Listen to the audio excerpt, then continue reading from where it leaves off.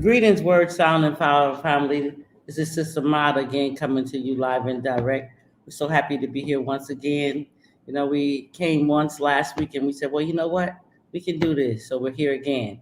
And our topic for tonight is, should a policy against long hair in schools in Ghana be abolished? Again, the topic is, should the policy against long hair in school in Ghana be abolished? That's our topic for tonight. Hope you're chiming in and hope some people come in and just see where we're at. That's the subject for today. And mostly this subject is really important. It's not just important here in Ghana, it's also important all over Africa. It's also important in the Caribbean. It also comes into play in America because it seems as if with the black man having long hair or the black woman with long hair, it is threatening and intimidating and it's uninviting and it's disturbing to some, not all, not most, to some. Okay, so what I want to talk about is, when did this policy actually begin? According to Nambe Patrick, a writer from the magazine Raza Media, the policy demanding girls cut their hair originated during the colonial area. Yeah.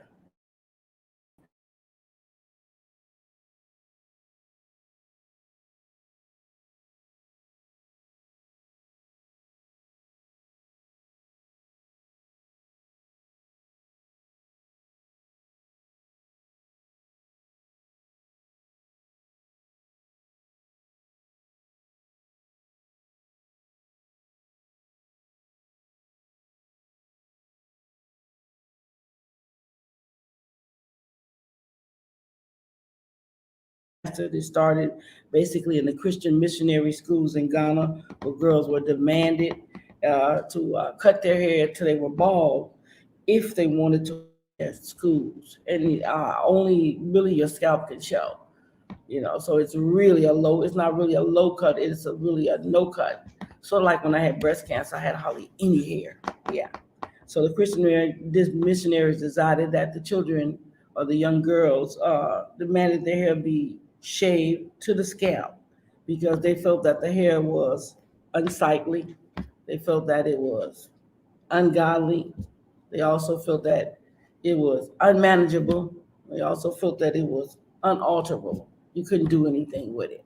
So unlike their hair, the stereotypes that, our hair is always going to be all the worst things, and a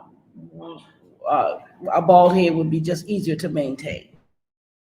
They felt that this would be the best way to go about it.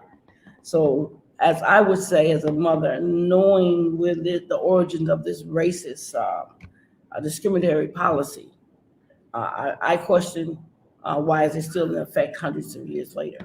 Yeah, that's my question. How is that still in effect hundreds of years later? These missionaries also believed that African men were uncontrollable beasts. I find that hilarious. And African girls would be less desirable to African men if they had short hair.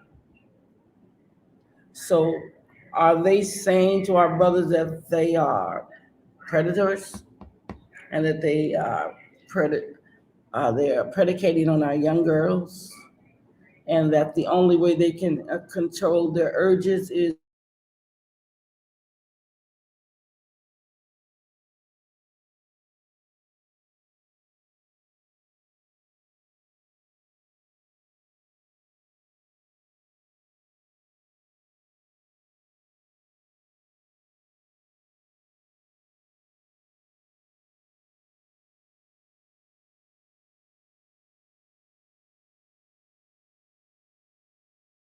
wondering why they felt that the black man was unorthodox and uncouth and unable to control itself, that the only way that they would be able to control itself is if this policy was implemented in order to help them control their urges and to help them stay in line and to help them, you know, allow the girls to actually go to school and, as we would say in Jamaica, not be forced right. Has that policy really helped over the centuries? Has it actually, it was meant to deter men in one way or another. So has that actually been a deterrent to brothers? Or has that made the numbers of incest, rape, child pornography, or any of those things go down.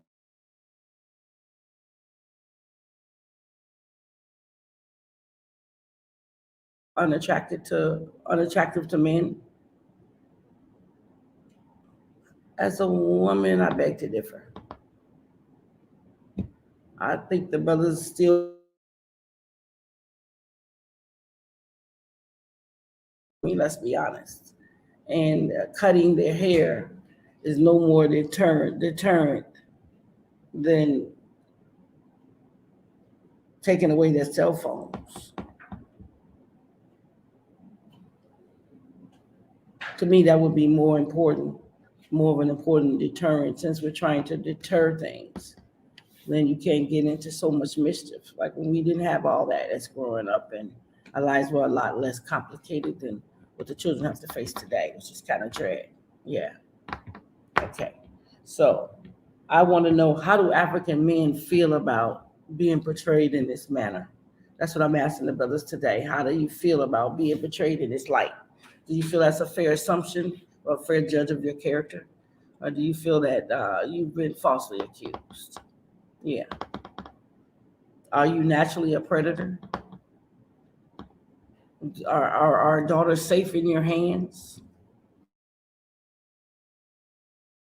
Do we need another deterrent to deter you from doing things that are out of character or out of line within the philosophies of life? I don't know. But I don't agree with the fact that that will deter brothers. I don't agree with that in one bit. Nope. Been around too long. I don't see that. Sorry, brothers. I feel that, your morality will keep you in line. I feel that your whoever you pray to, your God, will keep you in line. I feel that you'll be like, if I do that to a next man's daughter,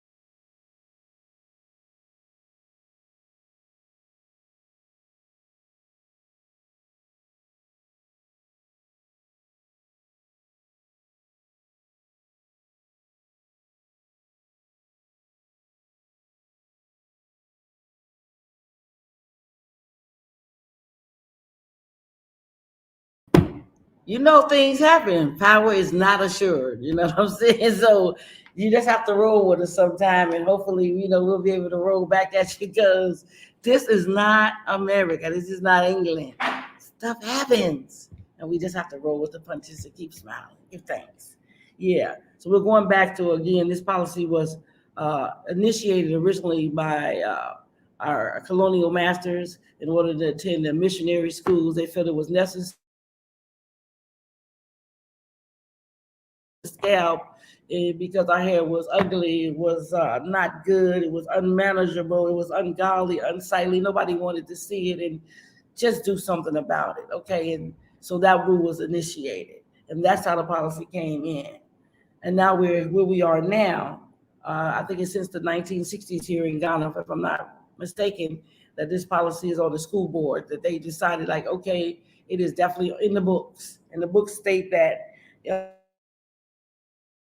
head to a low to their scalp. Okay, basically. So I wanted to know, just as a mother, as a grandmother, like, why did you feel necessary to do this, to implement this policy, and why is it, what, how is it benefiting our daughters?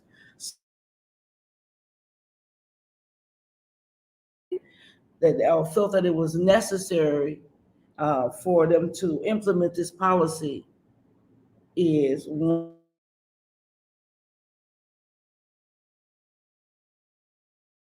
money to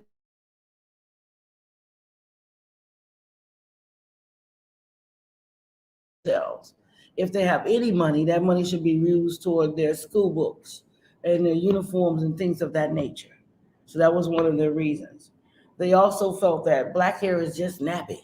I mean, I'm happy nappy. I'm a Rasta. Happy nappy. Yeah. But anyway, black hair is just nappy and it's unmanageable. I mean, and if it's left unattended, it'll just go wild, like Buck. I guess sort of like my locks, just free and unformed. Yeah. So they also felt that it was a time saving measure. That the girls didn't have time to actually fix their hair every day. Braiding your hair takes some time.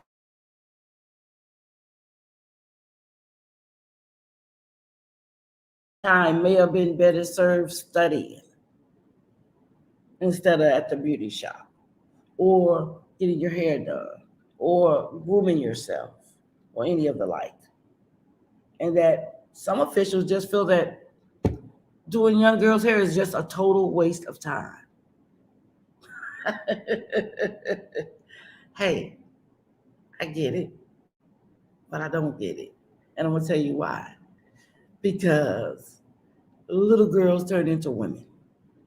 And we have to teach them young. The Bible says teach them when they're young, so when they're old, they won't stray.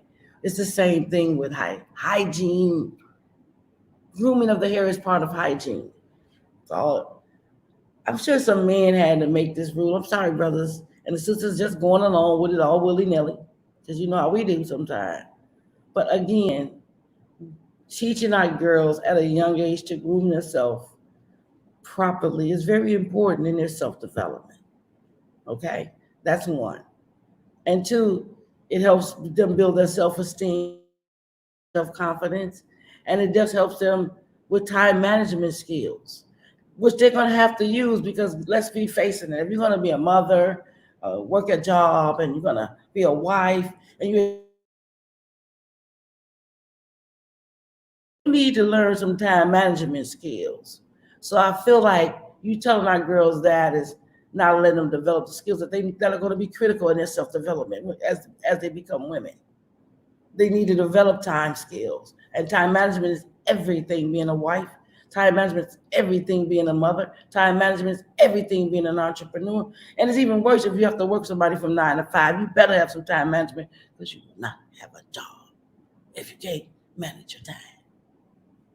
So I don't really appreciate that sentiment that it's a total waste of time because again, our women need to look appropriate, they need to feel appropriate, they need to smell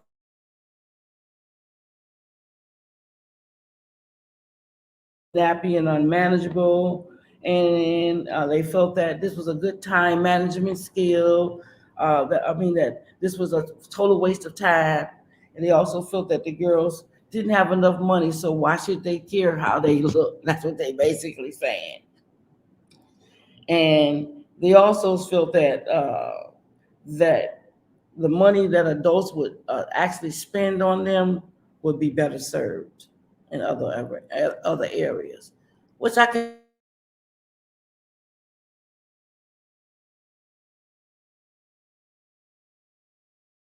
wrong with natural hair. I don't see anything wrong with just making your daughters feel special. I don't feel my daughters loving to look beautiful is a problem. I do have a problem if they try to be vain. I do have a problem if they are problem if they put vanity before virtue. But if they're just young girls trying to be young girls and trying to develop their skill sets and becoming young women, I'm totally into that, and I will help them develop that because I was developed by my grandmother, and I turned into the super soul sister that I am. So I don't agree with that either. Okay. Now they also says that uh, when young girls cut off their hair, they look more wise and more intellectual.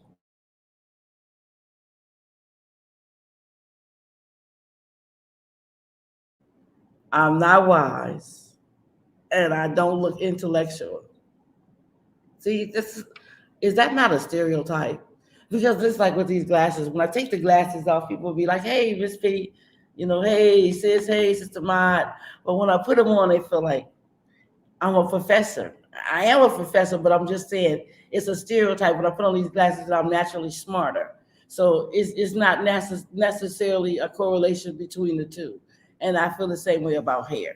Okay. So I don't feel like that is a good way to tell our daughters that if you have short hair, you appear wiser and more intellectual. Well, that was one of the reasons the school board gave for us having to have our daughters' head shaved, completely bald. And then it also says cutting down the hair of female students provides a sense of uniformity and youthfulness amongst the girls, that they'll feel young and glitty and glee, and everything will be all perfect in their world because they don't have no hair worries. We'll revisit that thought later because again, I don't agree. I mean, a lot of this year old thoughts. And now we're in 2G, we're in a new normal, and we're still trying to maintain yesterday thoughts or last century thoughts. So we're still trying to live mandates that were made centuries ago that have no relevance to today. Yeah. And then one of my favorites is long hair is a distraction. Now, I don't know how many times I sat in school when I saw Mary or Nancy just twirling their hair all day, just like that. And nobody said a word. I mean, like, seriously, like, I guess it was a distraction, it was distracting us when but again, that's your choice. If you want long hair, you want short hair, that is your choice, my ladies. And it should be a free choice. It should not be a mandate, or it should not be a policy. I think it is really a method of actually controlling our women. I think it's a method of actually controlling our mindset. I think it's an actual method of actually trying to keep us in subjugation. I don't mind being, you know, I don't mind being a servant. I don't mind serving others. I don't mind playing my role.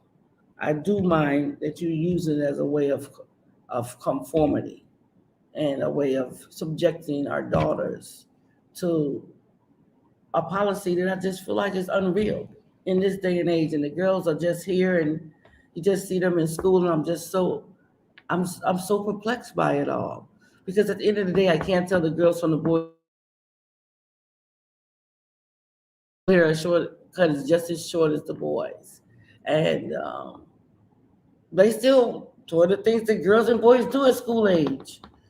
They're still, so it's not helping. So you're feeling that if the girls were to change their hairstyle, and if the girls were to have a more elaborate hairstyle at school, that maybe they would not reach as far in school because this would be a distraction to their education. I don't agree. I mean, education, as a teacher and as a person with education, one thing I can say: if you want an education, you're going to get yourself an education. And if you don't want an education, any and everything can stop you from getting your education. So it's not an outwardly thing. It's really an inwardly thing. It's called self motivation, self determination. So I don't feel like my hair or my daughter's hair should have anything to do with her education or what she's able to achieve in life because of her hair or lack thereof. Moving along. I studied today, and I just really wanted to know: is this policy like all over Africa? Do people in Africa all over Africa really think that this is okay, or is it just a Ghana thing? Because we just got here, we've been a year, and we watching and we seeing things, and of course we're going to comment on what we see and try to get some clarity and some overstanding, so we can actually get it, and reason about it and see how and why this policy is in effect. But again, I found out that this is all over Africa. It's not just here in Ghana. It was sisters in Tanzania, sisters in Kenya, South Africa, all the places where our colonial masters once ruled us still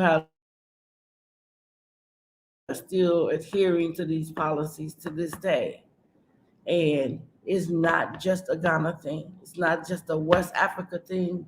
It's not just here, in our region. It's really an African thing that this is happening to our girls. And then the name of it is what I found very interesting, the Big Chop.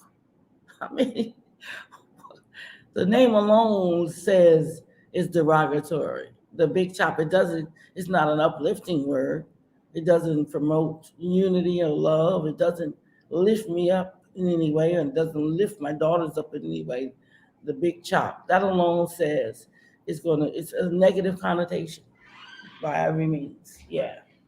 So again, this policy is all over West Africa. It's all over East Africa. It's even in South Africa. So I don't feel that there's anywhere that I've studied that is free from this policy, as long as you are in a public school environment. Yeah. And again, they feel that if you're in a public school environment, it's because you can't afford a private school. And you shouldn't be worried about how you look. You should be more concerned about your education, which I'm always for education. I don't fault them on that. Education is the key to betterment for our people. But we can still attain our education. Sitting and studying my lessons at night and doing what I'm supposed to do to graduate. That's not here nor there. But anyway, it's all over Africa that they feel like long hair is a distraction, and the maintenance money could be better served. Can't argue with them there, but it's to what extreme, to what extent. We can balance it out. We're mothers. We can balance it out. You can't have this, but you can have that. You can have that, but you can't have this. I mean, we've been doing it for centuries. What's the difference? So we just have to keep it in a balance, keep them in a balance and keep them walking in the right light, and it's not a vanity thing. It's a hygiene thing. Yeah. And nobody minds you looking good, sweetie. But again, at the end of the day, it's imperative that you get your education. And that's the kind of mother I am, and that's how I roll.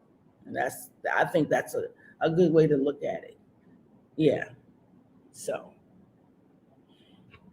I also studied today, and I wanted to know, international schools. They have a lot of international schools. I mean, in Ghana, they're on every block. I mean, I see so many international schools, and international schools are good in a way because they teach your children to speak English. I mean, not to say that, I don't want to say that. International schools are good in a way because they bridge the gap between the international world and Ghana. Not necessarily they're good because they teach your children English, but they bridge the gap between your children here in Ghana and internationally. So if by chance they do go abroad, they are able to assimilate without having a big problem. So there are a lot of those here. They're popping up every minute. They're like in America, where it's a liquor store on every corner. Well, here there's an international store on every two corners. So education is paramount. And these international schools, of course, are pricey, affordable for some, but not for most. So to be able to go to private school, I went to private school, so I'm not going to knock private school. Thank you, Mom. Thank you, Big Mama. Thank you, Daddy. Thank you, all of y'all who who bit the bullet, so that I could get as my grandmother said, a parochial education. And I know that that helped me in life. Yeah, that education was a solid foundation for making me the woman that I am. So with that being said, these international schools, they're a bit pricey.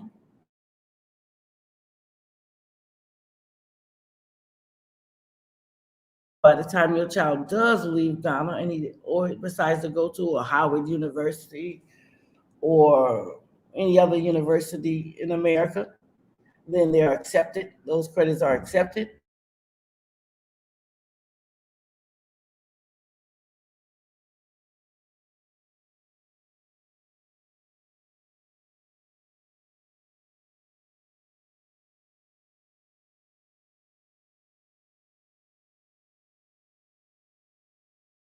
Okay, Sister Ryan, how are you tonight? That's a brown coat blue. I'm doing fine, hanging in there, trying to do this YouTube thing and really just trying to get information out to the people.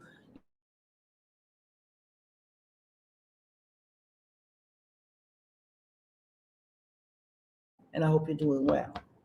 Getting back to point, is this policy affecting in private schools, in affecting private schools like international schools?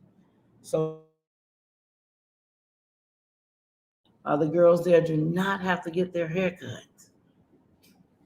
Hmm. I had to scratch my head behind that.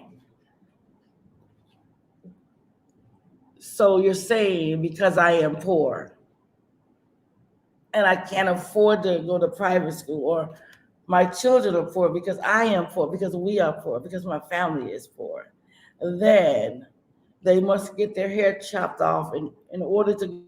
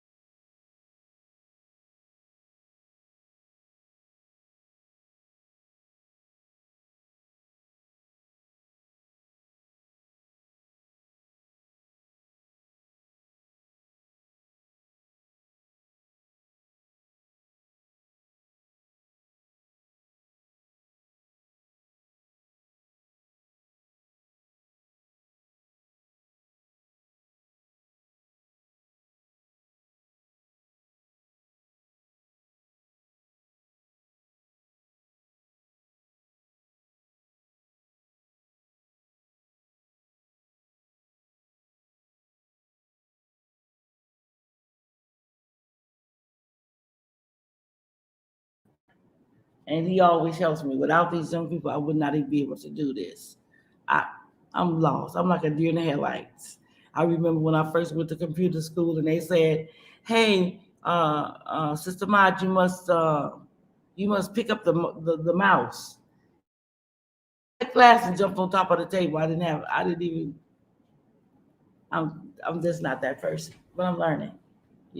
Not too old, not too old to learn new tricks. Anyway, getting back to subject. Um, Girls, of course, in these schools are exempt from actually getting their hair cut because they're able to afford hair care. They're also able to afford, they also supposedly have more time and more money to get their hair done adequately.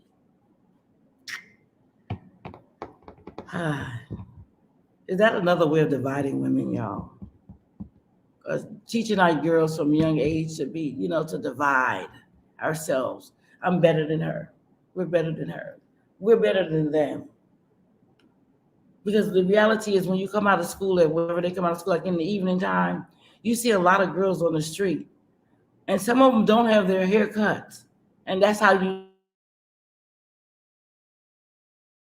can easily distinguish them because they still have their hair, full hair of locks or whatever they have, they all have their hair.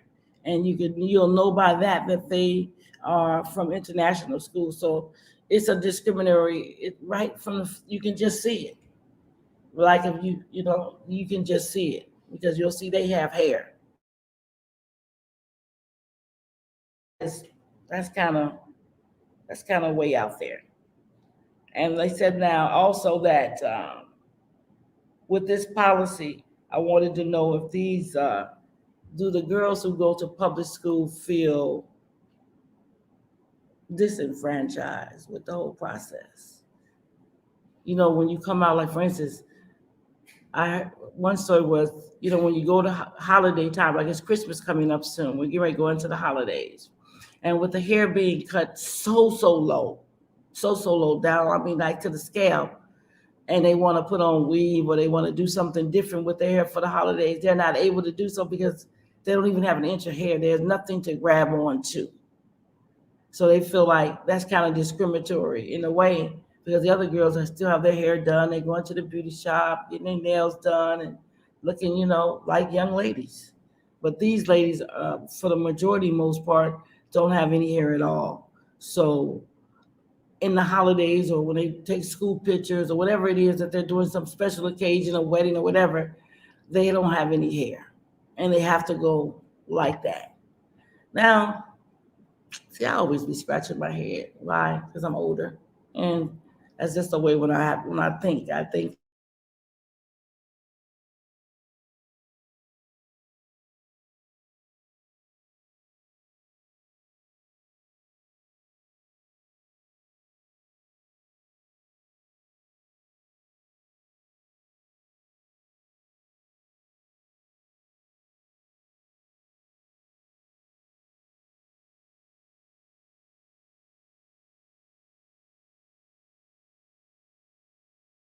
running around the school, baldy locks, and laugh at me and tear, call me that and mole nose. I had a mole on my nose, a black nose. So those were the two things they teased me religiously, and I never, young lady. It really traumatized me. And I just had to develop really thick skin being from the projects and all because I couldn't let them know how hurt I was every time they called me that. So now in retrospect, I'm a dreadlocks and now I have locks. So you see, the stone that the builder refused is always going to become the head turning stone. And that's where we are in life.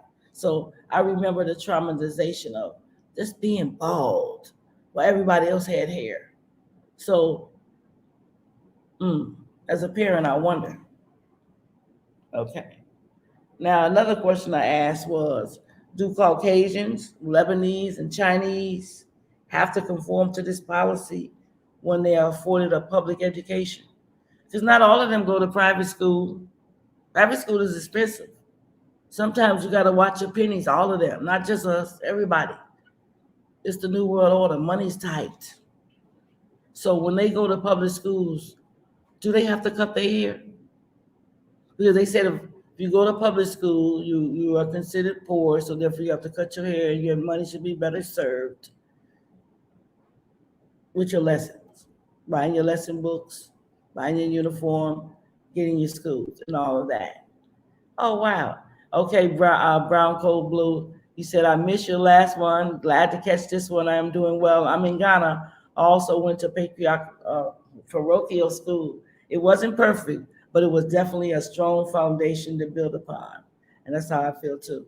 I feel without that, Sister Mary Thomas and all of them, they was hating on us, but it's all right because it gave me the building blocks to be able to go to and to be able to conquer education without any problems. 4.0 through. Yeah. So give thanks to Procure School, give thanks to all my parents, give thanks to the brothers and sisters who had the opportunity. Again, it wasn't the best because it was indoctrination, Catholicism, and all the things that, of course, I question, but it was definitely gave me a religious foundation, and it also gave me an educational foundation.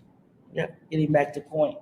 Now, do Caucasians, Lebanese, or Chinese have to conform to policies when they are afforded a public education here in Ghana? No, they don't. Those rules do not apply, guys. Why? You might say, Well, Sister Maya, why not? You said, okay, if they go to private school, then that affords them the right to say no. No, you're not going to chop off my hair. I can afford to get my hair done, and my parents can afford to get my hair done, and I do have the time and the means to do so. But if I go to public school, I do not. So when they go to public school, why aren't they mandated to cut their hair as well? Well, let's hear what they said. They said they are exempt from in many schools because it's in their culture not to cut their. It's in their culture not to cut their hair.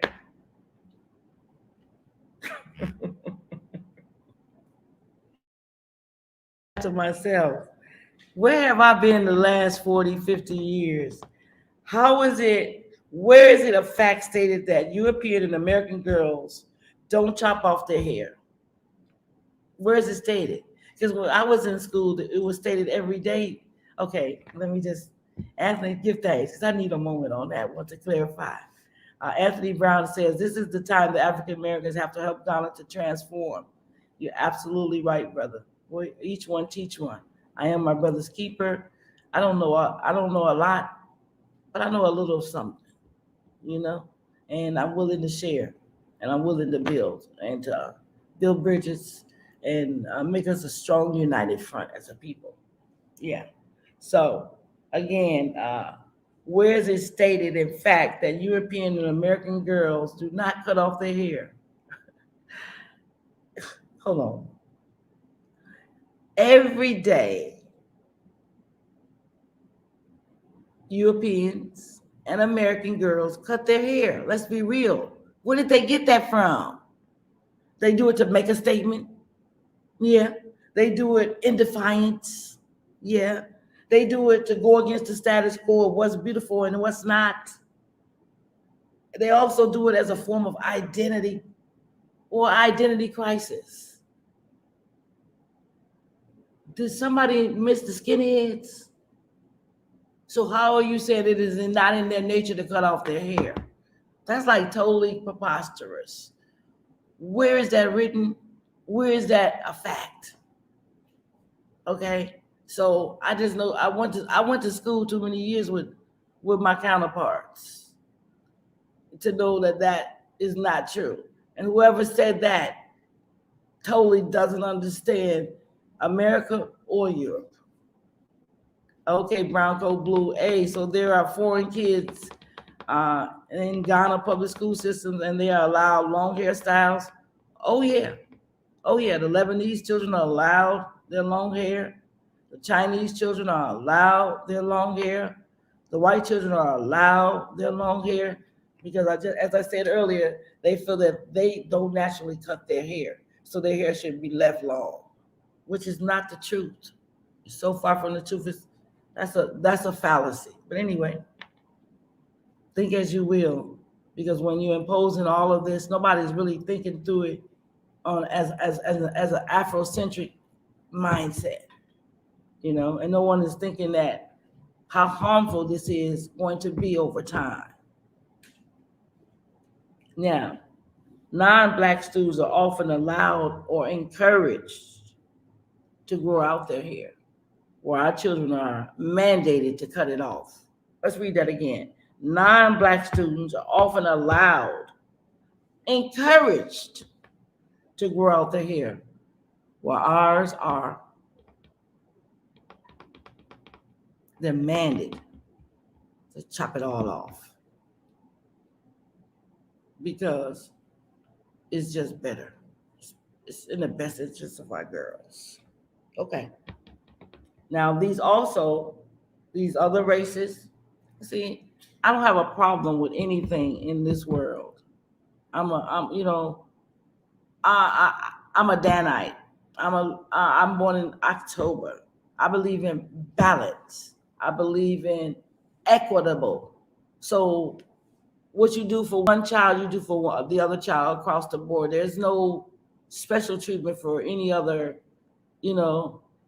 there's no reason for that. I mean, if it's a health reason, if it's a religious exemption, yes. But just because of the course of my hair, there's an exemption? No. Just because of the type of my hair? No. just because of the kinkiness of my hair, I am ostracized. No, I say no. Sorry, family. Yeah.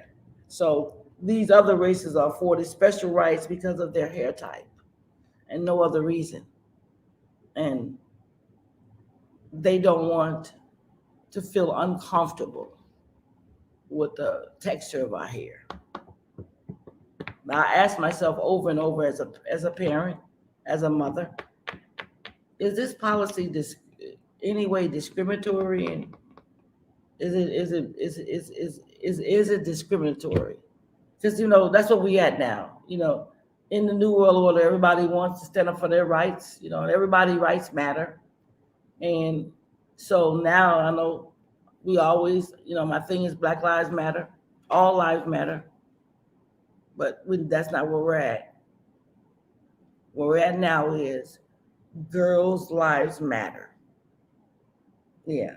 And is this policy discriminatory toward our young girls who will be future mothers, who will be in charge of educating our children and rearing them in the way in which they should walk? Is this policy hurting them in any shape, form, or fashion? That's my question over and over. Should school personnel be able to just chop off your girl's hair when she go to school? Should she not be able to sit for her exams if she doesn't have her hair chopped off? Somebody told me the other day that when you come to school, they stick gum in your hair when your hair is long. I mean, like, I don't know what school y'all went to, but baby, I still went to parochial school, but I was in the projects parochial school, and you put gum in my hair? I don't know you and who. But again, that's standard. You can do that. You can also discipline a child. You can send a child home, or you can do all manner of things to humiliate the child into submission. Sort of like what's going on, in the world right now. Everybody has to submit, or else. Big brother, So I get it. But I'm saying, does that make it right? Should this solidity be allowed? Should our daughters be subjected to this? Should we really have to keep dealing with the stereotypes?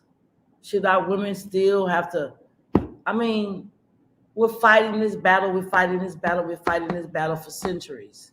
And why is the texture of my hair such a problem? I remember when I lost my hair again. That was one time when I was bald, but that wasn't the first time. The second time was when I had breast cancer. And I had my locks, and I woke up one morning and my locks was on the pillow. I mean, like, I was devastated. I'm like, oh my God. I mean, I had my locks all these years, all these decades, and Lord have mercy, they are gone. And I'm baldy locks once again. Can you imagine that? Only difference was I was young then, wasn't able to coping mechanism hadn't kicked in. I wasn't able to cope with things as good as I am as I was as an adult, as a mother. I was a wife and all that. So I had people to assist me in my coping mechanisms. So it wasn't as bad. It wasn't as traumatizing, even though it was traumatizing, because if you're a Rastafarian and you wake up one day and all your locks are on the pillow, yeah, that's a bit much. But again, I remember that day, and I remember the feeling I felt and how I had to. I remember, that song India Irie, "I Am Not My Hair," because that was the hit song then, and I used to sing that song and be crying. But again, losing all your hair as a woman is very traumatizing, whether you're young or old. That's my take on it, because it was easier, but it was not less traumatic. Yeah. So let's be honest. So one of my other questions is, okay, if you don't want them to have hair, Okay, my Mr. Brown, Brown Coat Blue said we did not have maximum length rules based on boys or girls, and Mohawk was banned. Yeah, well, we couldn't wear braids. It was Catholic school. They said no braids, so we had permanent, or we had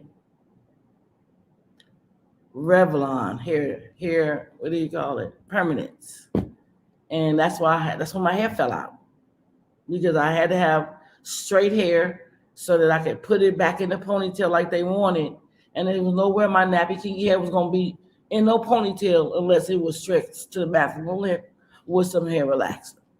So the hair relaxer was a bad hair relaxer, and all my hair fell out. So yeah, we had those policies too, brother. We had different things that we could not do, but they did not say I could not have hair. They just said I couldn't have braids. Then they never said I could not have hair. I think I would have really been done if they would have said that. But again, Ghana says no hair at all.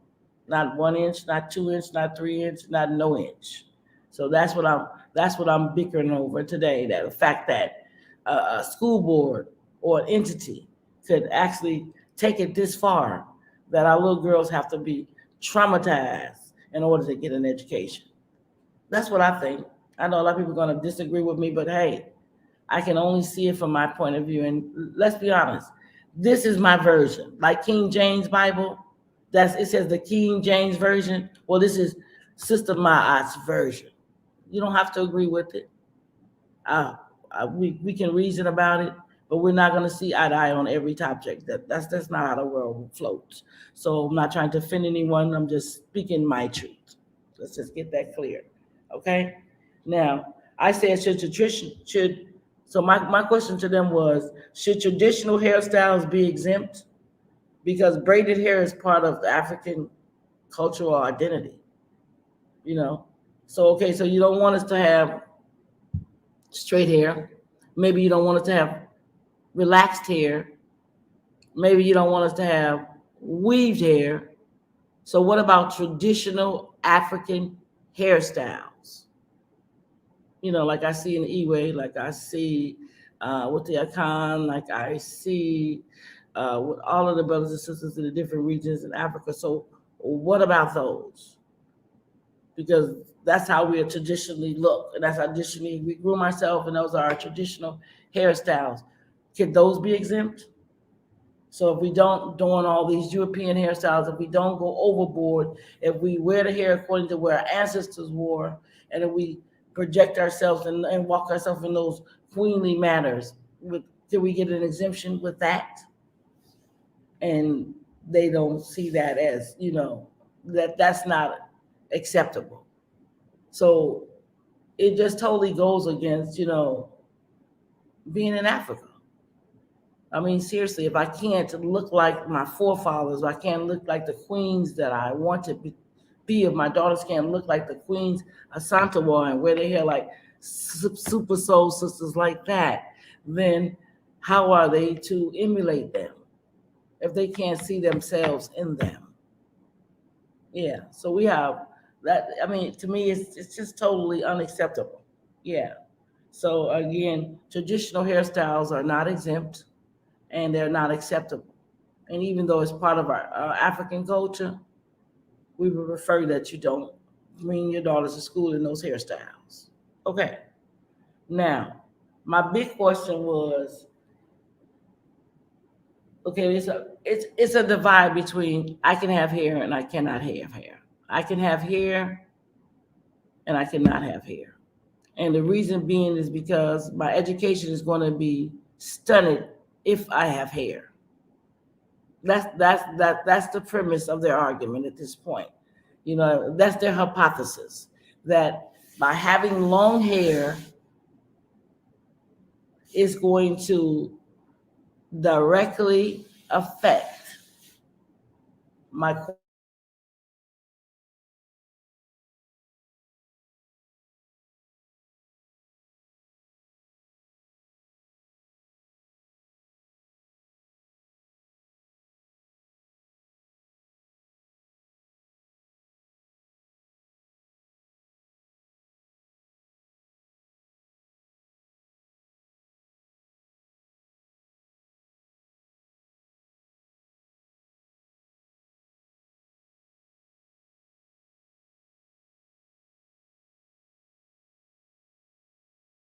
which they all take, junior high school girls in private schools that don't have to do the big chop perform relatively higher, not a little higher, relatively higher than their public school counterparts.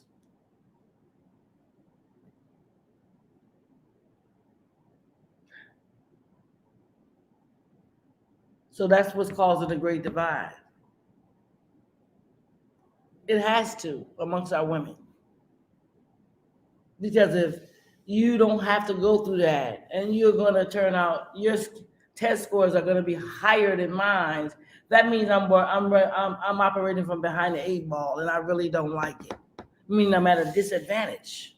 According to what this says, this is published by the Basic Education Certificate Examination people, who everybody have to take to get their certifications and get out of school. So, So are we harming our daughters? Are we setting them backwards? Are we setting them at a disadvantage by sending them to public schools because they're going to perform relatively lower than their counterparts who actually supposedly have more time on their hands than people who don't have money and have to go to so-called public schools? So these girls are performing better on the test, even though they're spending a lot more time in the beauty shop. So that means that they felt that their theory is totally wrong, because it should be the other way around. It should be that the girls who are not spending time in those beauty shops are doing relatively higher than the girls that are. So, see, that's why education is so important, because it teaches you to critically think. It teaches you to use logical deduction and say to yourself,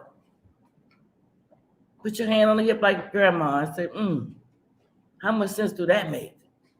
Because again, with the theory that they've promoted and have been promoted in the schools of Ghana, in Africa, all over since colonialization, is the theory that, of course, this long hair is a deterrent and is going to hinder the education of our girls. And the reason that we do this is because in the best interest of our girls. But if that's the case, then why is the statistics showing it to be different? So that's why I question, the enactment of all of this. And what do we see ourselves as?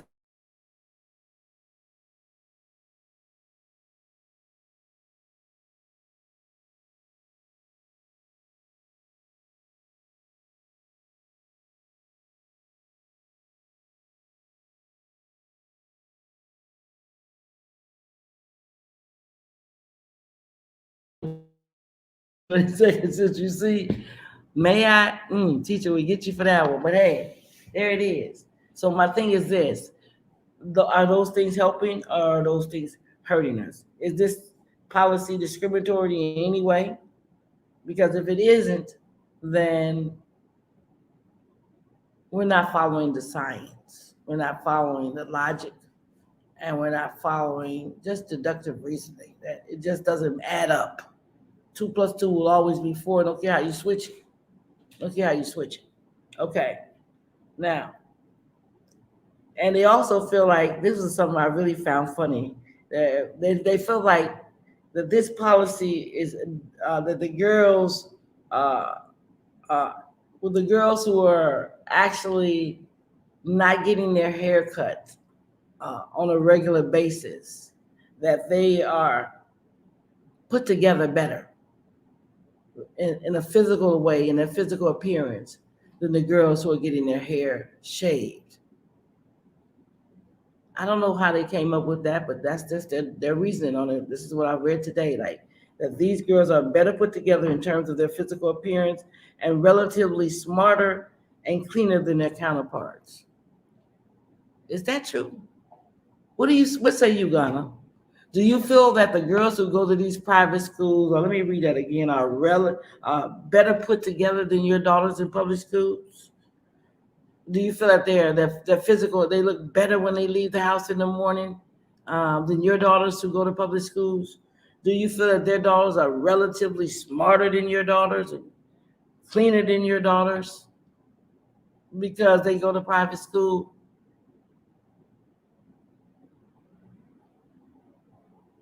Well,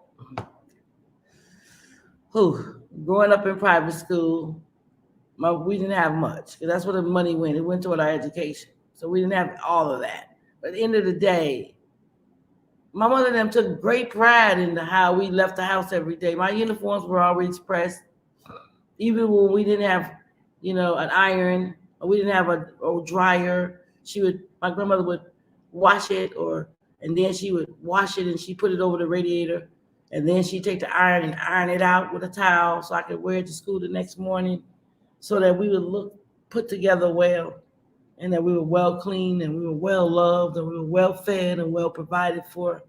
I don't feel that because you go to private schools, you are necessarily put together better, relatively smarter, and relatively cleaner. I just don't agree. I'm so sorry. Okay, Ms. Brown Coat Blue says, how do they account for the difference in curriculum, though?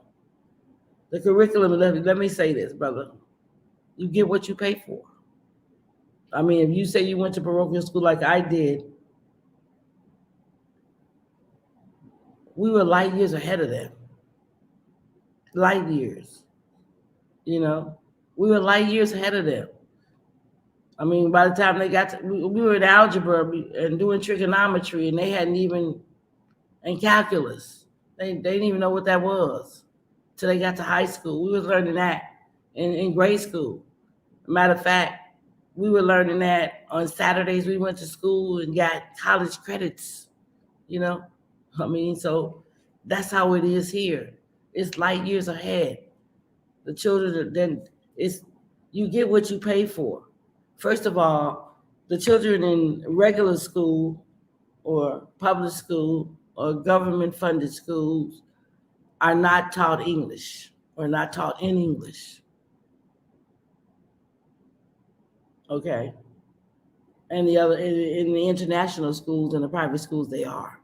So they get their language, their indigenous language, maybe another one, and they get English. So by the time they come out, those international students can talk 3-4 languages fluently. They're very versed. It's French. A lot of them have parents overseas who were born in England and France, and they can speak French. They can speak Spanish. So yeah, it's like light years ahead.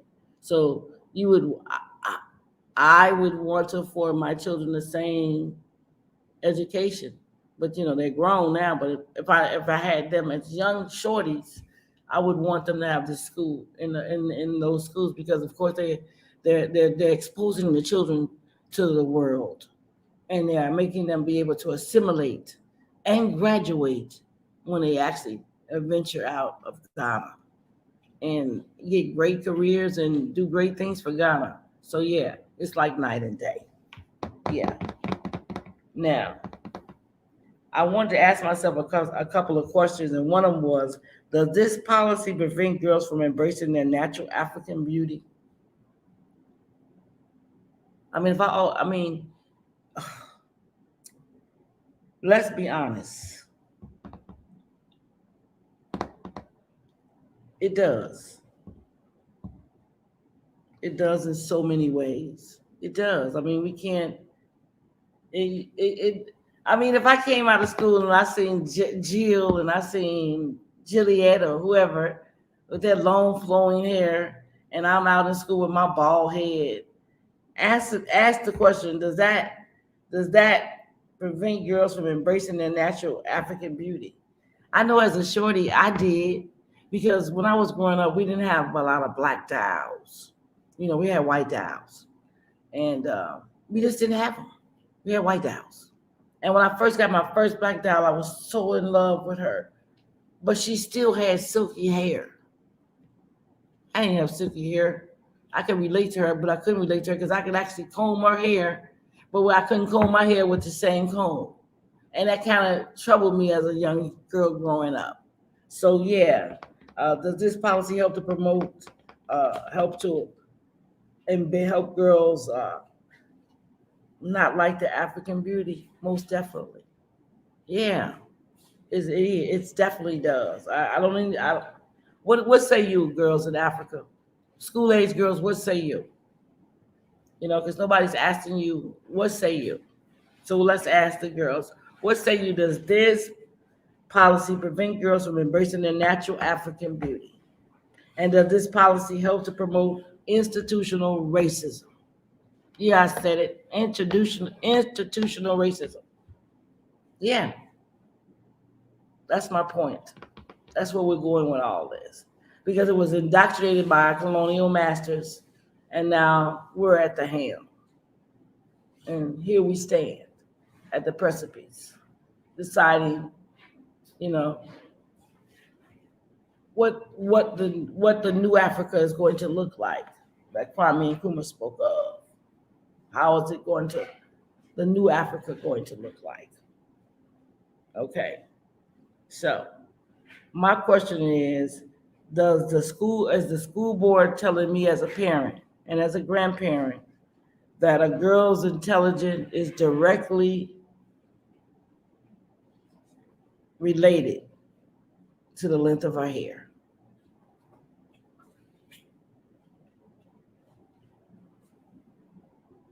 Yeah, I said it. Is the school board saying to mothers and grandmothers in Ghana, in West Africa, in Africa, period, that our girls' intelligence is directly tied to the length of her hair?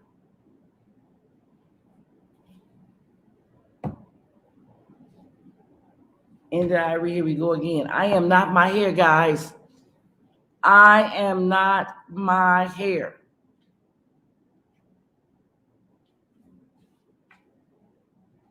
Period. That's it. Now, again, is this policy cruel? Do you think that it interferes with the building of a girl's self-esteem and her self-development? Do you feel that this policy is ridiculous? Okay, Mr. Bronco Blue said, I agree. I think the difference may be confidence of having long hair and also seeing it everywhere you look, billboards, TV, movies, etc. And that's the key about it. So when I go home, most of the girls have cell phones, and most of the girls have YouTube. Some have Netflix and Hulu. Some have Prime Video. This is Africa. They got it all. So again, once they're bombarded with what is beautiful and what is not, how do you then compare your bald hair to what you see for the image of beauty in the screen? How do you see yourself when in correlation to shaking that hair and it's silky and it's flowing and it's all beautiful and it's everywhere and she's flipping it and reversing it? How do you feel? My hair wrap is coming off. Let me tighten it up so I don't want to appear ridiculous. Who knows? My grandchildren might be watching like, Granny, you really need to get it together. But anyway, how do you think they feel? Do you feel that this is interfering with their self-esteem? Do you feel that this is helping? Do you think this is helping them in their self-development as young women, or is it hurting them? My thought is, does this policy cause psychological and emotional scars on our daughters over time for life? Because everybody's studying us like an animal in a zoo. We need to start studying our own self and our own patterns and how we're destroying our own selves and our own communities, our own families, even down to our own daughters with indoctrination that makes no difference and is not taking us not from here to there. So does this policy cause any psychological or emotional scars on our daughters over time? I would love to hear from young Ghanaian daughters and school-age children, letting me know how this is affecting them. Does it affect them psychologically? Are they emotionally scarred? How do they feel when they come out on the street and they see everybody else with hair and they don't have any? How do they feel when it's Christmas and people put on all their fancy clothes and will they have to put on a wig? I mean, what, at 12, 13, 14? Because let's be serious. How many times over a 12-year period must our daughter's virgin hair be sacrificed and be chopped in order to receive a public education? That's my question. How many times over a 12-year period, because that's how many years they get in the big chop, once or twice a year for 12 years. So how many times over a 12-year period does our daughter's virgin hair, it's hard to grow hair, y'all, must be chopped in order to have the right to receive a public education? How do the young girls feel when they are when their hair is shaved off or their wool is shaved off like sheep? Are they happy? Are they sad? Does anybody even bother to ask? I mean, how do they really feel? As a parent, I want to know. As a grandparent, I would want to know. Excuse me for a minute. As an educator, I would want to know, because anything that adversely affects my students' ability to succeed is a problem for me. Because I'm here to teach, I'm here to facilitate, and I'm here to make sure they graduate and know the knowledge and be able to move on. So anything that's going to affect them negatively, I'm concerned about. And our nation should be concerned about. Our Ghana in a whole should be concerned about that. Yeah. How do they feel? Has anyone even bothered to ask? You know, girls are always marginalized. Women are marginalized, but our girls are even marginalized even more, you know, and so many things are happening to them all over the world. And, you know, as if they don't matter. But I'm here to tell you tonight that you matter. You matter. Your opinion matters. Your thought process matters. Your way of thinking matters. You matter to us. Okay? And it doesn't matter to anyone else. There's no system that says you matter to us. You know, and as a mother and grandmother, you whatever your concerns are, they are my concerns as well, because they must be addressed. See, here the brother said, personally, I'd rather just ban media and billboards with hairs that are natural, that are not natural and black. I heard that. You know, when I was growing up, see, I always say that. See, this is how you know you're getting old. You always be like, you know, when I was growing up. But again, I remember when they used to have Afro Sheen, you know, and all those programs, Black Luster and the Black Natural, and sisters was really about their blackness, and they blow out and soul sisters, and you know, sisters with the right on and the right on, but those sisters had natural hair. You know what I mean? And then they had the blowout, because they wanted that natural to be even natural or bigger. And then they had the blowout, but natural hair was in. That was in the 70s. You know, say it loud, I'm black and I'm proud. I'm not mad at nobody else. So don't be mad at me for loving my blackness. I'm not fighting against anyone. I'm just loving the skin that I'm in. Why? Because over time I've had to learn to love myself a lot more. And hopefully in time, you'll have that same power to just overlook a whole lot of things, because guess what? They don't matter. What matters is how you think of yourself and how you see yourself. And that's all that really matters at the end of the day. My mother used to tell me all the time as a young lady growing up, don't worry about what they call you. What you worry about is what you answer to. So they can call you out of your name a million times. It's not about that. It's about what you answer to. So remember that. Like, whatever. Just because a person speaks, it doesn't make it so. Know yourself. Yeah. So with this thing in mind, I'm just thinking about Is this policy cruel and does it interfere with the building of self-esteem and self-development of our daughters? And I said yes, because over 12 years getting maybe 2 haircuts or a year, because they get it in the beginning and then they get it when they come back from Christmas. So about 24 head shavings. How do they feel? Even a sheep hate that. You see the sheep going in there to get his wool shaved off, he be so do you think that the sisters going in there don't be feeling like, oh my God, that's just so daggone traumatized? I don't get y'all. You know, big people with small thoughts. Anyway, going on. Are we robbing our young girls of their crown and glory?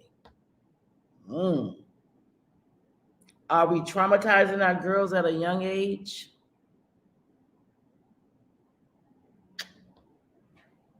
I think so.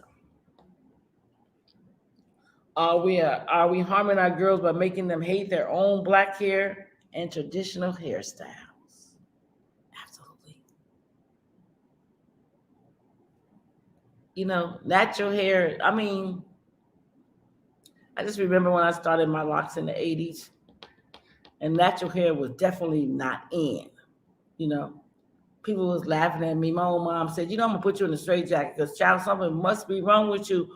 Why don't you comb your hair? And she just couldn't get it. Like, I am a Nazarene. We don't comb my hair. Okay. And if you're new to Bible, like we know the Bible, then you would know that. And that was just that. But again, you know, are we robbing our young girls of their crown and glory? Yeah. Are we harming our girls by making them hate their own black hair and traditional hairstyles? You better believe it. I'm just walking around Ghana to see how many people have actual natural hairstyles.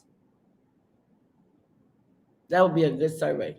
But I can just tell you by looking.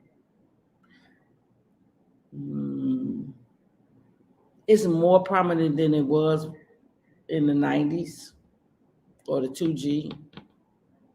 Sisters in the 2G now, they're more conscious. You're seeing more and more sisters gravitating toward natural hair, and I love you, sisters. Big up, enough respect. You know, so the natural hair trend is reaching Mama Africa, and you know, but a lot of sisters have braids. A lot of people have fox locks. A lot of sisters have their own natural hair. And then there's a treasure trove of sisters who have locks. And guess what? They're in the so-called hood. But see, that's where, you know, that's where the movement is always. Because a lot of people with education seem to forget the cause. A lot of people with education seem to forget the struggle. And the people in the hood, they stay close to the roots. And they stay close to, you know, if anything getting ready to kick off, it's going to start from there. And they're more in tune with our plight as a people. So if you go in here, you'll see a lot of sisters in areas like Tressie who have locks for days. You know, you look on my Instagram or you look on my Word Sound and Power page, you'll see a lot of them sisters. They fine, they gorgeous, and they have locks. So the natural hair movement is definitely on the move, and sisters are definitely embracing their natural beauty. And we should. Because guess what? Nobody has the right to determine what is beautiful or not beautiful for the black woman, but the black woman. Sorry. That's it. And we should not look at, as the brother said, billboards, magazines, and all these other things to let us know where our beauty lies. Our true beauty lies within. You know, the Bible says, you know, I'm a Bible girl, says beauty is vain and favor is deceit. A woman who feared John, she alone is to be praised. So beauty is not all. You know, it's what's inside the heart. But at the end of the day, We still have to love the skin that we're in. We still have to love the hair texture. We still have to love the nappiness. And it's not really nappy.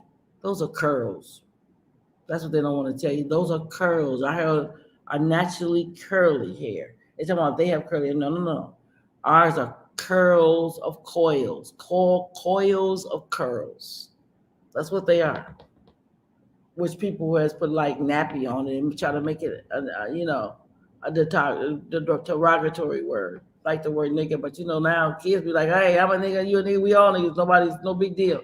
Well, it's the same thing with this nappy hair. My girlfriend have a store called Naps, so Naps is in. So you used to be like, I don't want to have no naps in my hair. I know my mama was like, girl, you better get them naps out your kitchen. And she get the straightening cone and she try to just get that, and every time she just burn me. And I have to have Vaseline on my neck. I'm going to all the school all burnt up. Yeah, that's not a good thing. So naps is in, y'all. And all the negative stereotypes and words that you've used to classify us now doesn't bother the youth anymore.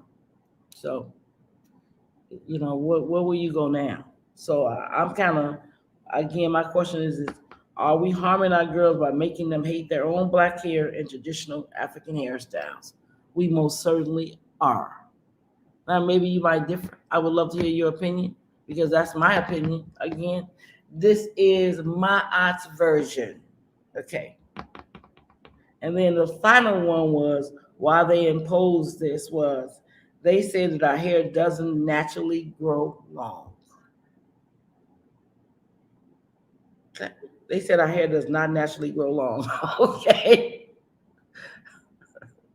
You know what? Sometimes I've been here, I'm ready to bust. Because as a Rastafarian sister, and I see some hair. My brother got hair so long that when they play soccer, they trip over it. I have brethren who have hair that's like Rapunzel, let down your hair so that I can climb the golden hair stairs. You're talking about a Rasta man or a Rasta woman because, first of all, those locks are so strong. Only they can stay in your head and not be pulled off with somebody climbing on it. That stringy business is not going to work, guys. Stop playing. If there really was a Rapunzel, that Rapunzel was a dreadlocks. Because I done seen it super dreadlock brothers have locked down to their thing that are 10 pounds long, one lock. You feel me? For real. And even when I went to the pyramids, there was locks in the pyramids. The brothers, even in the museum, the mummies had their own locks that was still on their head 5,000 years later. Wow. So that's amazing. So don't say our hair don't naturally grow long, because it does if you don't put chemicals in it to make it fall out. If it's just left alone in its natural glory. Sisters girl, you see some sisters with naturals way down here. Their hair is just so beautifully flowing. Sisters is banging in the States with their hair. Long hair that's not processed, nothing. It's just natural. So yeah, please don't say that our hair don't grow long naturally. It doesn't now because all the chemicals we done put in it, because of all the other things, the products we done put in our hair to destroy our natural curls. Okay. Now, getting back to this one. Does this policy help to build a secondhand hair business?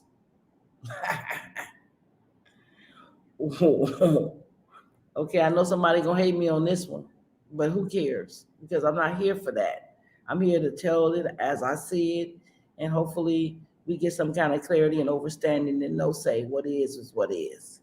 Okay. What are women to, okay, does this policy help to build the secondhand hair business or the fake hair business?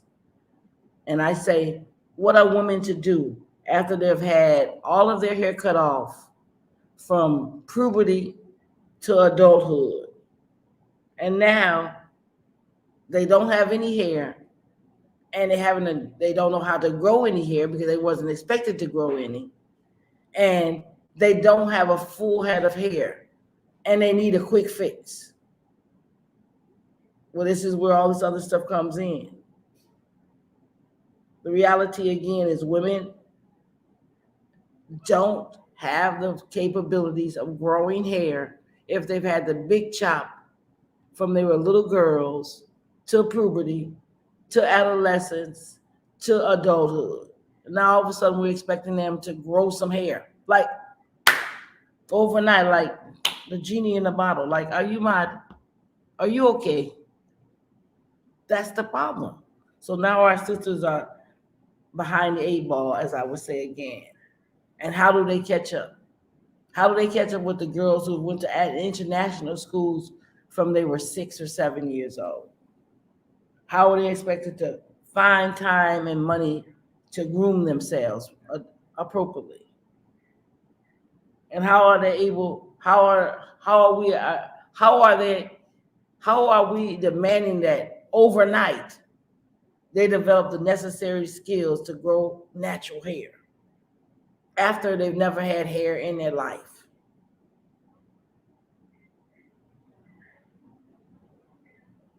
That's the question.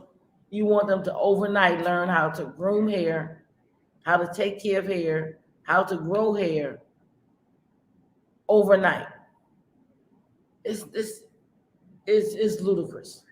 That's the problem. Now, what options are open to these girls after being bald for so long? Fake hair is the quickest fix to the problem. Fake hair. And it's everywhere in Ghana. It's everywhere in West Africa. It's everywhere in Africa. Fake hair. I didn't know this till today, but I know now. African women spend $6 billion a year on dry hair. They call dry hair weaves, wigs, and extension. $6 billion a year. Really? On just those three things: weaves, wigs, and extensions.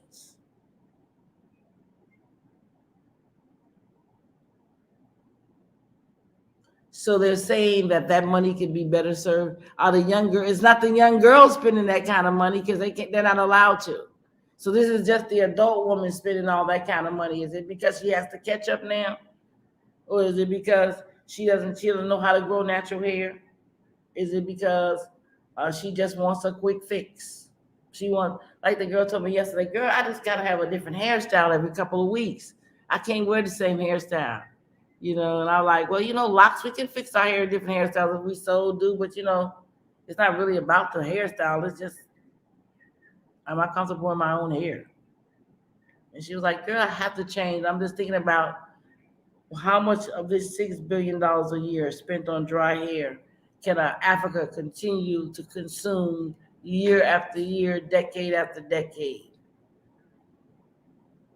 That hair is a big business in Africa. Yeah, it's a big business. And it's causing, as they said in the newspaper today, it's causing global brands to take notice of Africa. Because remember, Africa has the largest population of people under 20 on the planet. America might be serving millions and Europe might be serving millions, but Africa is serving billions. It's a big difference. Yeah. And even L'Oreal now has factories in South Africa and Kenya trying to get more market share in Africa. Yeah, they know it. And the key thing is the majority of this fake hair is sold in Africa is from Asia. And it's not the good hair. It's that cheap hair made.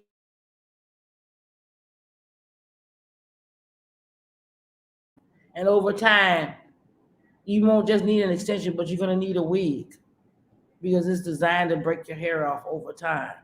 And you can even notice it. Yeah.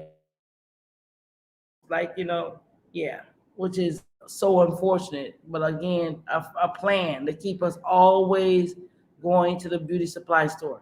Now, in America, girls, come on now. We live in the beauty supply store. I'm going to say we. I'm going to say you. Because I don't live in a beauty supply store. I'm plain Jane, and that's just who I am. I don't, But again, our sisters live in the beauty supply store, and if it's a $6 billion market in Africa, imagine worldwide how much we're spending on hair care and how concerned we are. Could you give me a piece of tissue about our hair care and the need of uh, accessories to help our hair look better, like fake hair, like braids, like extensions, like weaves, like all this other stuff that continuously takes money, value out of our markets and then puts it into their pockets. Now, on the real, the average Ghanaian woman cannot afford natural hair or human hair. It's just not affordable. It's just not affordable. I mean, like at home, some sisters would be spending like, girl, I got that, what she said, I got that Brazilian hair. It's $500 for this hair. And it lasts 6 months, and boy, I'm doing it. And they got all this high hair. They spending $700, $800, $900 for these extensions. And yeah, so it's big business, ladies, that you stay bald. So it's a thing. That's what I'm saying. It's a correlation between it all. It's an African thing. It's a thing that keeping American women, keeping European American women, keeping Caribbean women, keeping African women bald. So we got to keep going to the hair supply store to buy us some hair. Because as my cousin said to me one day, girl, I said, girl, you know that ain't your hair. She said, yes, it is. I said, no, it ain't. She said, yes, it is, because I bought it. And that's how it rolls at home. And I ain't mad at you, sis. But it ain't your hair. It's like a Burry hair, or it's like somebody else's hair, or even that real hairs. Are they dead people's hair? Or is people who just willingly chopped off their 10 inches of hair and willing to give it to you and sell it? So is it sourced like diamonds, like blood diamonds? Are the sisters whose hair we taking and putting on our head, are they being forced to cut off their hair or to grow their hair so that they can be sold later? So, I mean, is it ethically sustainable? Is it ethically sourced? None of those questions is asked when the sisters say, I got this $700 hair. From who? From where? But again, that's part of the system. And I think that's the same thing in Africa. And the children and the sisters don't have hair, and now we're forced to buy us some hair. And the more we buy hair, the bigger market share they have. And the more we buy hair, the more our hair fall off, and we need hair. And it's just a one perpetual cycle that seems to never end in our favor as women. So, also, is this policy making our girls hate their own natural hair and crave synthetic man-made hair as a standard of beauty? Man, you see some hair here. They like horse hair. You know how the horse hair is really long? Sisters have some hair way like past. I mean, like you could, like sis, even when you're doing these styles, make it look a bit real for us. Because see people go on me, but I mean, like, make it at least look like it might be yours, or it could be yours.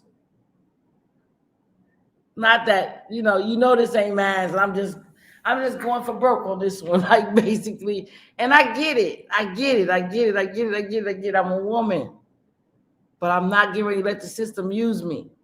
I'm not getting ready to let the system pimp me. I'm not getting ready to let the system take all my money. And I'm certainly not going to let the system tell me what is beautiful and what is not. I do not get in the right to define what is beauty in my eyes. Never did, never will. That's it. That's called being an adult and stepping into my own shadow. Not being afraid of what I see. Yeah. So again, sisters and brothers, that is not where it is. And we should not help perpetuate this stereotype that our daughters have to have after fake hair to be beautiful. Because when we making them bald all the time, when we're messing with their self-esteem and when we're messing with their self-development, and now we tell them, okay, now you're an adult, be beautiful.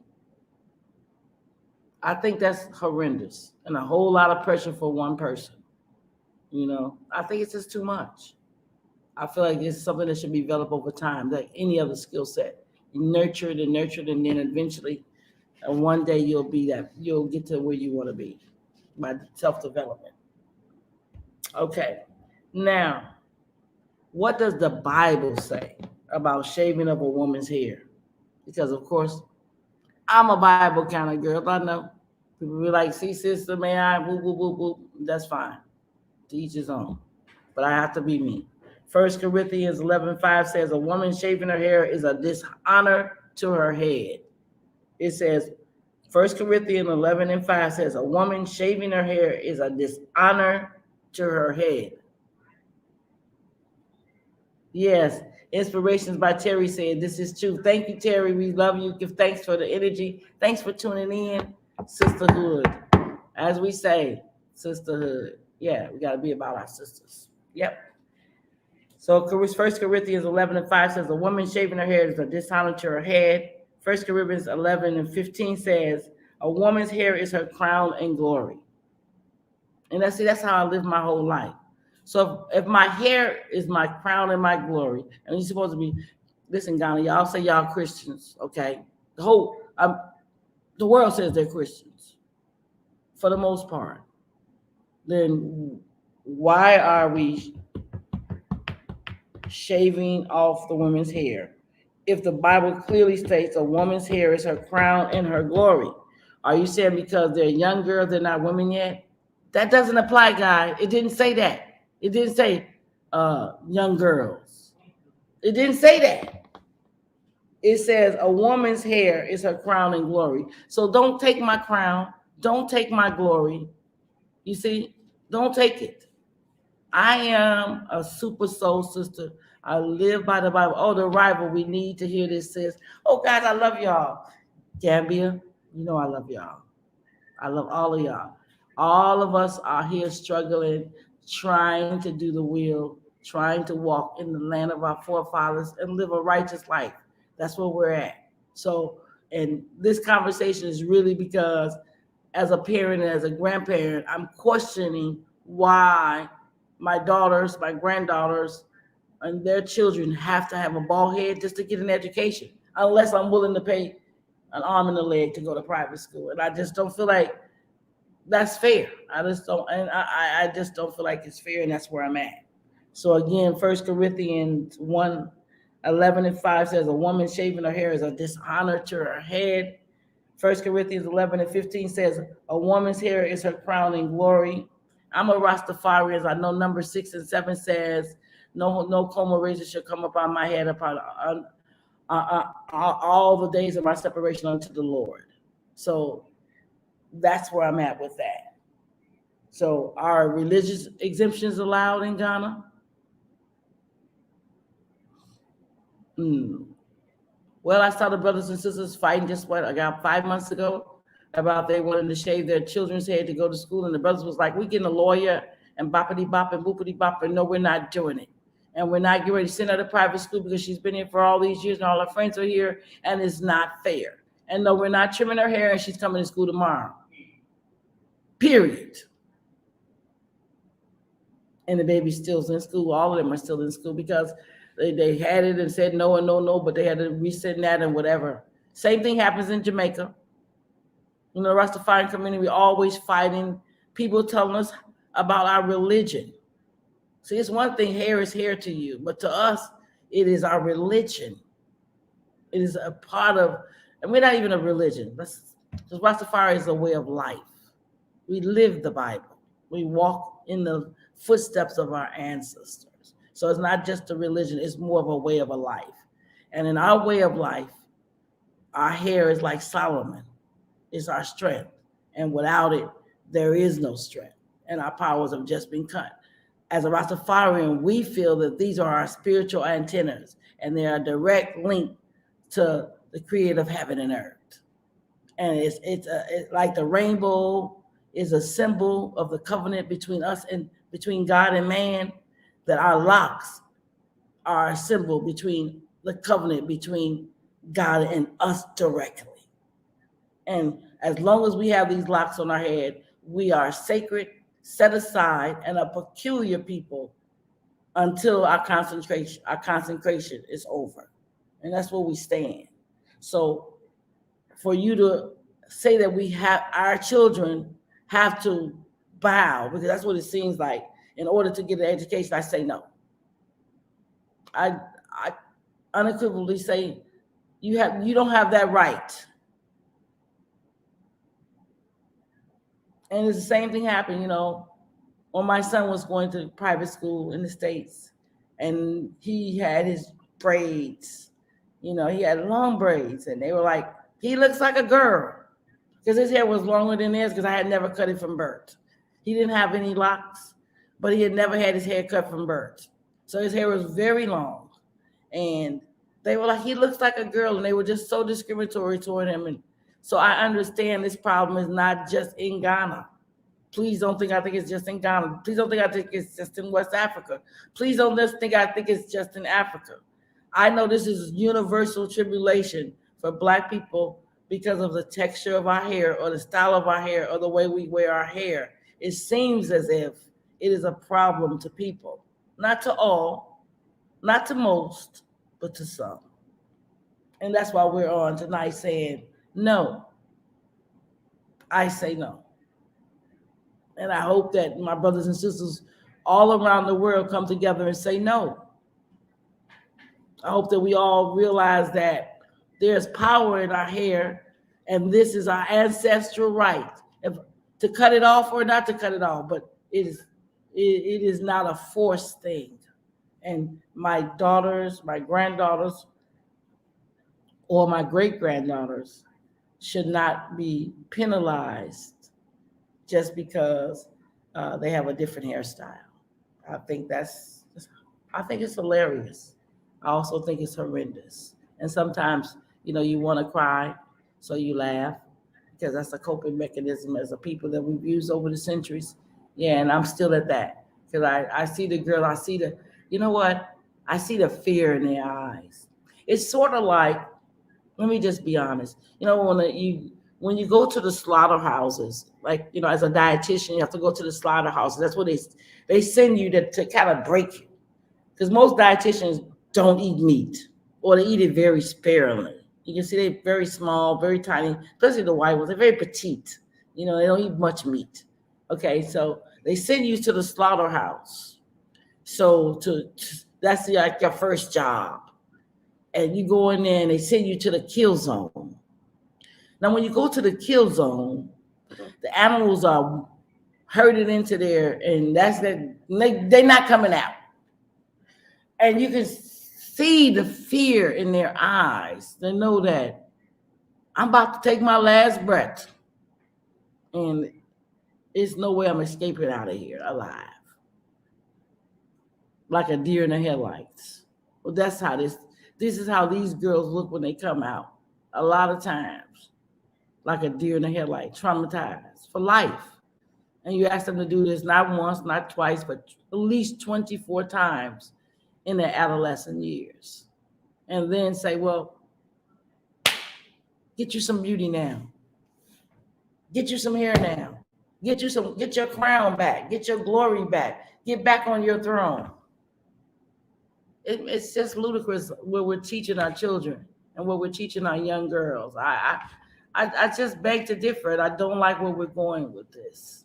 I don't like it at all. And that's why I'm on here tonight saying, I say no.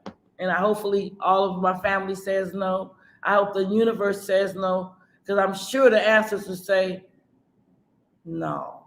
And we won't use the other word that go before it, because, Big Mama said we should be ladies. So we won't put the word before, but you know what I mean, no, which is a word that goes before that too.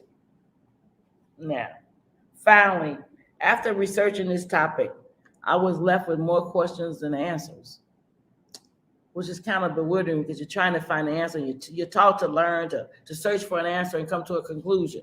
But on this topic, I found myself with more questions than answers. I really couldn't I couldn't even come to a conclusion, because I had so many unanswered questions that I needed to be addressed, so I can use my logical deduction and be able to reason it out and come to a conclusion on if this is or should not be, because it just didn't make sense. And I quickly realized that the shaving of the heads of school-age girls had nothing to do with academics. That was my finding, that it had nothing to do with academics. It had to do with more with colonialization and subjugation and keeping our women in bondage and dividing and conquer, sort of like Willie Lynch. You light skin, I'm dark. You win, you lose. You know, if you white, you all right. If you brown, stick around. If you black, get back because you're under attack. Sort of like that little game we used to play when we were kids. So it's the same thing here. So I quickly realized that the shaving of heads had really nothing to do with academics. It was a colonial practice that was issued centuries ago because they felt that our daughters' hair was, let me read those words again. It's amazing how people categorize us.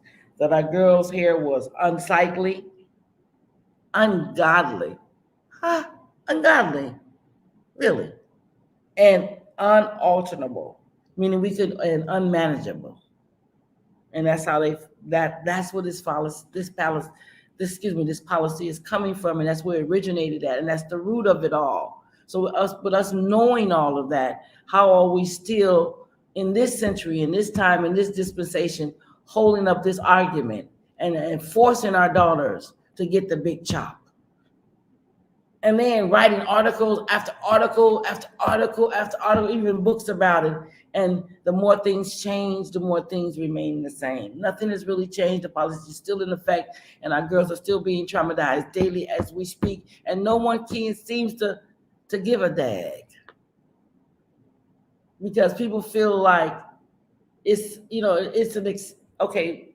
Basically, people feel like it is normal. This behavior to chop off our girls' hair is normal, and it's in the best interest of our girls. And we're doing this because we love our girls so much. And if we do this, we're going to give them this head start that's going to catapult them forward into being these phenomenal women. Wrong. You couldn't be further away from the truth. And in all actuality, we have become our oppressors. You know, we are hollering about this and that, and the white man this and the white man that, and all of that. And that's fine and dandy. Everything has its place. But at the end of the day, what part are we playing in our own oppression? How are we stirring the pot in our own oppression? How are we keeping those same oppressive ways in existence 500 years later?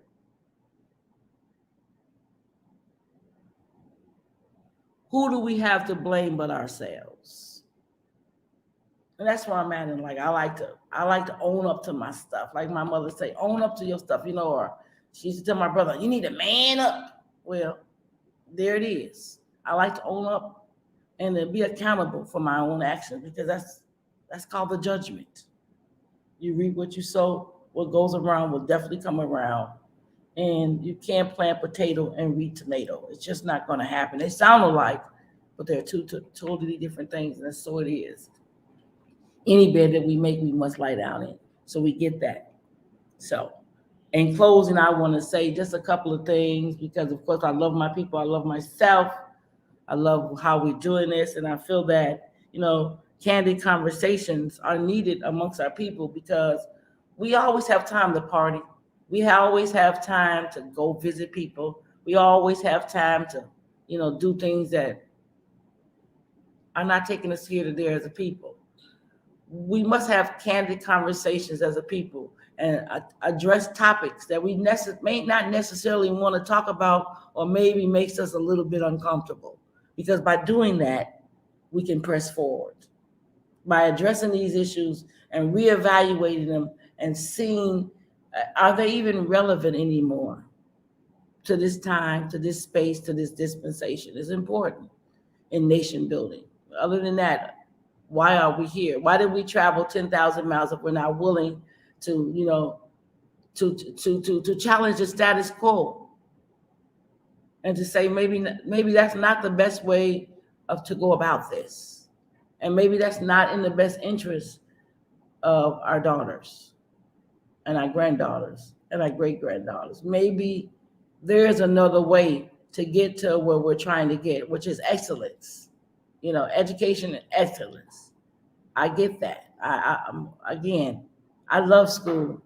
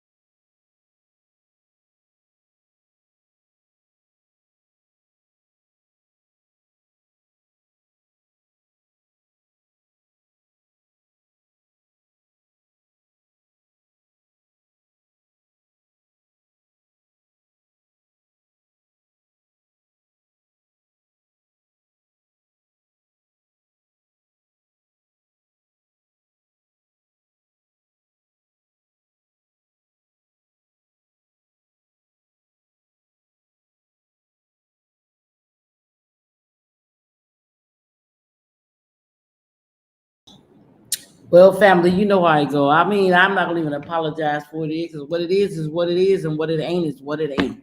This is Africa. We can have no electricity, or we can have no internet, or we can have both, or we can have neither. And it's just like that. And guess what? I am not in control. There's only one person in control, the creator of heaven and earth, and that is not I. Okay. So, in closing, as a queen mother in a coalition, I would like to leave my family with one question. And this is my basic question as a queen mother. Is this policy causing unrepairable self-esteem and psychological problems for our daughters as they mature into young women? That's the question that we want to answer. That's a real question. Is this policy causing unrepairable self-esteem and psychological problems for our daughters as they mature into young women? That's my question of the night. Because see, if as an educator, as a parent, as a queen mother, as a grandparent, anything that is causing unrepairable self-esteem and psychological problems to my daughters is a problem for me. I don't know about everyone else. I can't speak for you. You have to ask your own self this question.